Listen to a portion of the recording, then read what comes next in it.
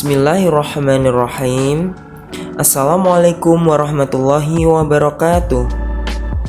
Perkenalkan, nama saya Burhan Gani Prasetyo dengan NIM 932118619. Sebagai pemateri, pada kesempatan hari ini saya akan menjelaskan teori pemikiran 4 tokoh cendekiawan muslim.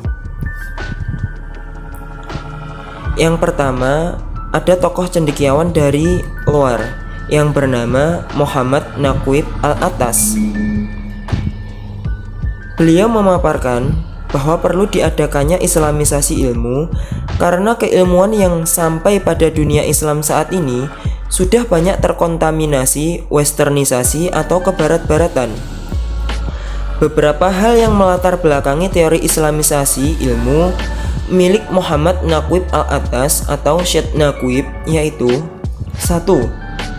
Produk keilmuan bangsa barat selalu menitik beratkan pada rasionalitas akal manusia sehingga membuat bangsa barat jauh dari nilai keagamaan.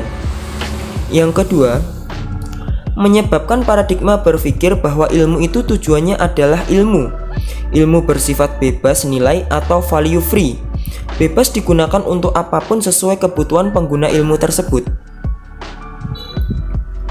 Muhammad Naqib Al-Attas juga menjelaskan, menurut Syed Naqib, dalam perspektif Islam, ilmu itu tidak harus value free, tetapi bermuara pada pembentukan akhlak dan penyandaran pada fitrah manusia, yaitu sebagai makhluk ciptaan Allah serta mengabdi sebagai hamba dan khalifah Allah. Nah, cara mengislamisasi ilmu adalah sebagai berikut.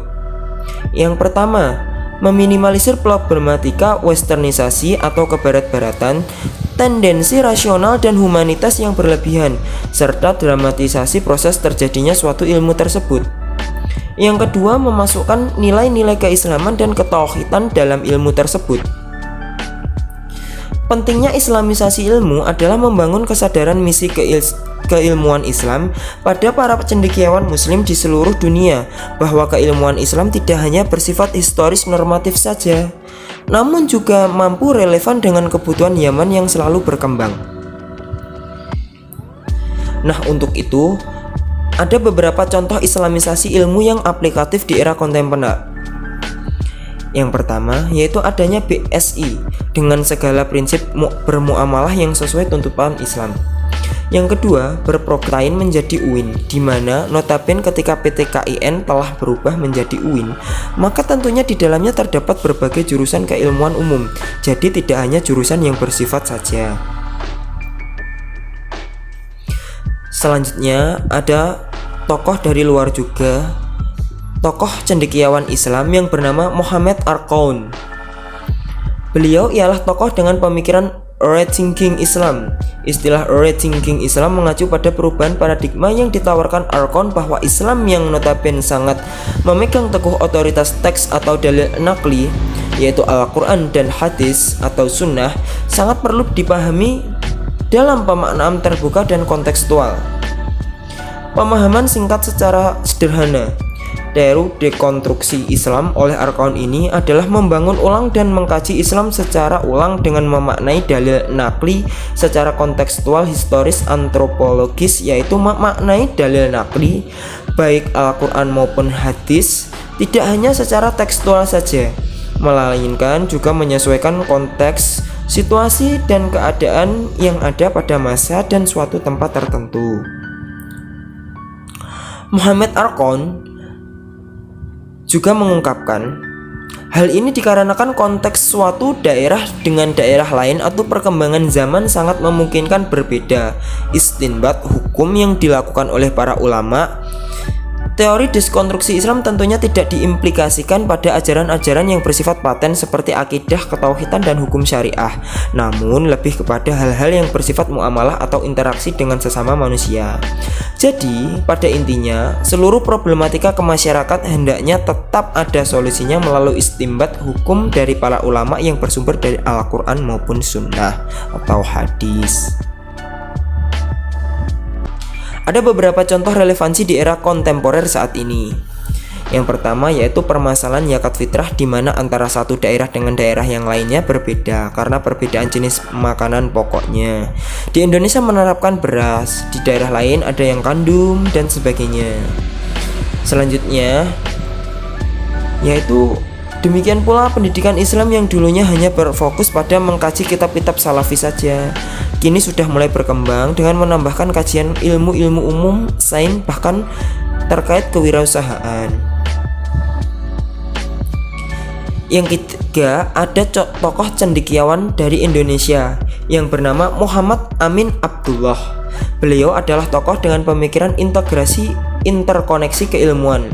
Integrasi interkoneksi merupakan upaya mempertemukan antara ilmu-ilmu agama, khususnya Islam, dan ilmu-ilmu umum. Pertemuan keduanya akan memperkuat satu sama lain, sehingga bangunan keilmuan masing-masing akan semakin kokoh. Konsep integrasi interkoneksi sebagai tawaran solusi bagi dunia keilmuan dari jangkitan krisis relevansi antar bidang atau disiplin keilmuan.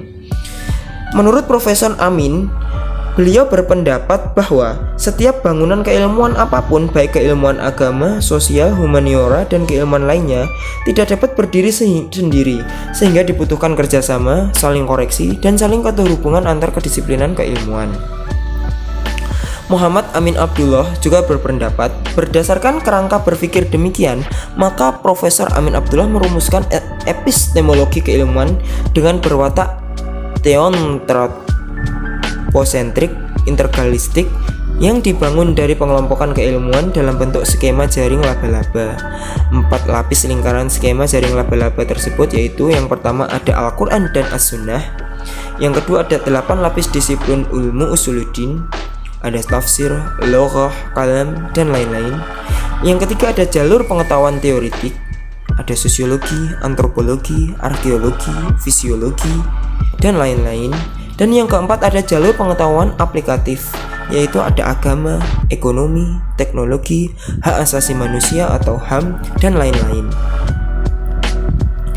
Ada beberapa contoh relevansi saat ini. Yang pertama, implementasi kurikulum 2013 atau yang sekarang disebut K13 di lembaga pendidikan yang mana telah terintegrasi interkoneksi antar rumpun muatan pelajaran umum dan agama serta tempat kompetensi di dalamnya, yaitu ada spiritual, sosial, pengetahuan, dan keterampilan. Universitas Islam Negeri Sunan Kalijaga Yogyakarta mengimplementasikan 6 core value dalam kurikulum semua prodi, yakni kurikulum yang mencirikan keindonesiaan yang unik dalam 6 rumpun ilmu. Ada agama, humaniora, sosial, alam, formal, dan terapan. Dan untuk yang terakhir, ada tokoh cendekiawan dari Indonesia yang bernama Abdurrahman Wahid atau yang sering disebut Gus Dur. Beliau adalah tokoh pemikiran Islam kosmopolitan.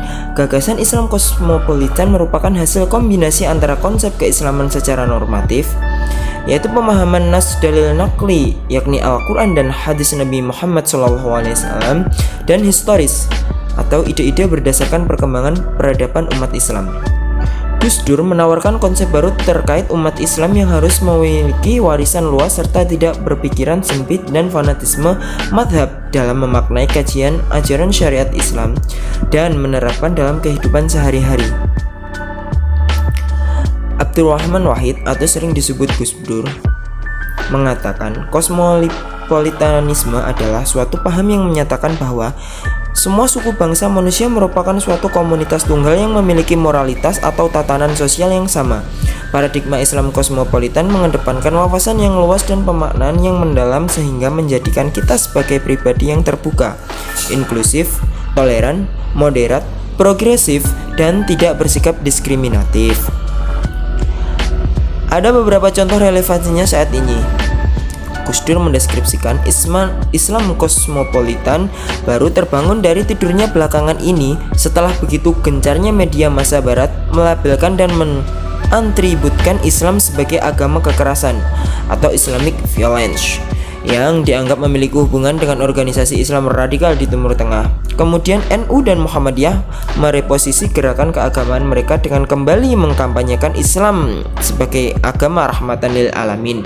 Selanjutnya, gerakan serupa diikuti oleh Kementerian Agama Republik Indonesia melalui konsep Islam Wastohiyah atau moderasi beragama.